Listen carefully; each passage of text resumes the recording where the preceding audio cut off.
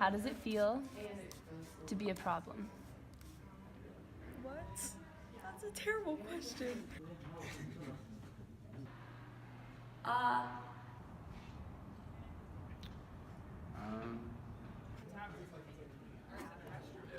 Jeez. I don't have... That's so rude. Jackie. What did I do? It wouldn't feel very good.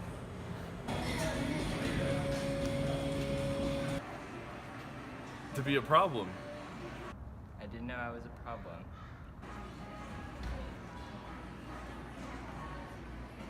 I'm a problem? Why does self-representation matter for individuals who exist on the margins of dominant or normative society? Self-representation matters for the marginalized groups of society because otherwise the majority creates its own idea, which makes it difficult for marginalized groups to find themselves truthfully instead of rely on a falsely projected idea. An individual's confidence, identity, and ambition come from within, which means it needs to be an honest discovery, not one thrust on them by strangers. In Chapter 1 of Souls of Black Folk, W.E.B. Du Bois referenced being asked by white individuals how it felt to be a problem, implying that his new freedom was a burden to society.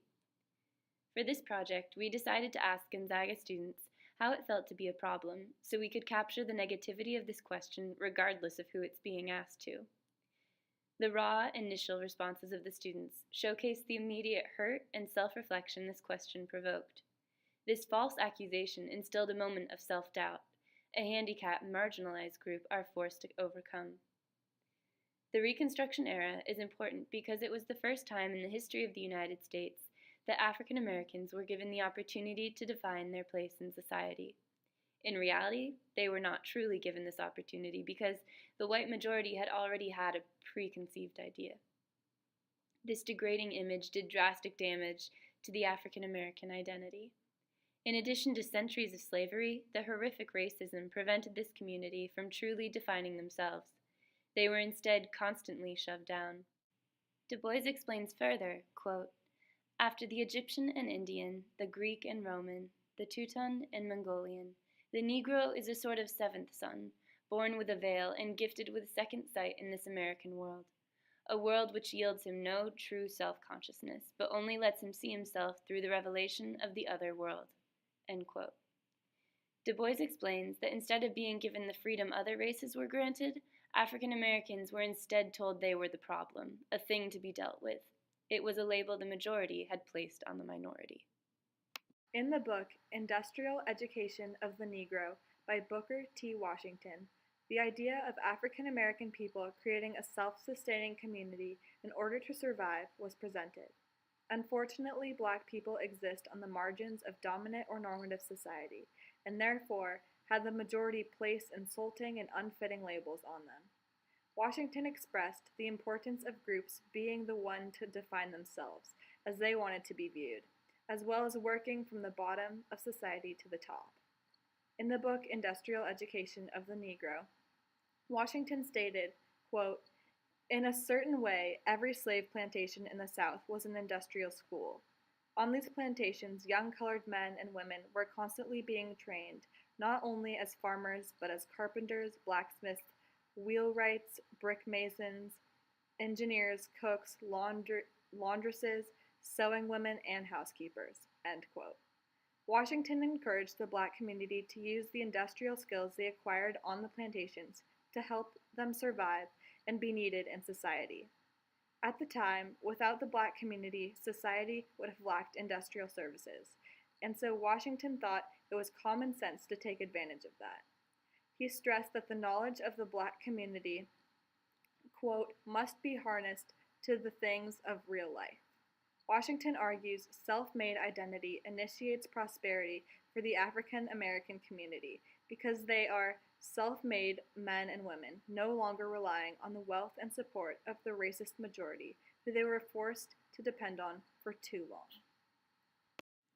Autobiography of an Ex-Colored Man by James Weldon Johnson also highlights the detrimental effect of the majority label overpowering the budding minority identity. When the protagonist announced that he wanted to leave London to become a composer and capture the soul of Harlem, the millionaire responds on page 67, quote, "You are my blood by appearance, by education, and by tastes, a white man. Now why do you want to throw your life away amidst poverty and ignorance, in the hopeless struggle of the black people of the United States? Then look at the terrible handicap you are placing on yourself by going home and working as a Negro composer. You can never be able to get the hearing for your work which it might deserve." End quote. Despite the protagonist's evident talent, he is not given the opportunity to reach his full potential, because the white majority dictates who succeeds in America. The dominant class determines who is funded and supported, and so the racism of the Reconstruction era prevented marginalized groups from escaping labels and limits.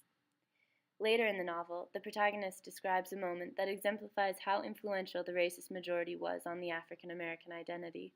The protagonist witnessed a lynching, and his identity shattered on page 88. Quote, "A great wave of humiliation and shame swept over me. Shame that I belonged to a race that could be so dealt with, and shame for my country." End quote. The United States history of lynching thickens the divide between the dominant and marginalized groups. Not only is lynching a horrific atrocity, its lasting effect on the minority identity engrades a sense of inferiority. So much so that members no longer want to be part of a group shoved to the margins of society. On page 91, the author later explains, after witnessing the lynching, that he would take advantage of his white mask. Quote, "I had made up my mind that since I was not going to be a Negro, I would avail myself of every possible opportunity to make a white man's success, and that, if it can be summed up in any one word, means money." End quote. In seeing himself through the eyes of the racist majority, he neglected a core part of himself to become the white man society accepted. So now let's loop back to our main question. Why does self-representation matter for individuals who exist on the margins of dominant or normative society? In conclusion, being labeled greatly influences your opinion of yourself. When we interviewed people, their reactions exemplified the false self-perception that is conceived from a majority dictating the minority's identity. Evidently, Du Bois, Booker T. Washington, and James Weldon Johnson each show the importance of a self-made identity.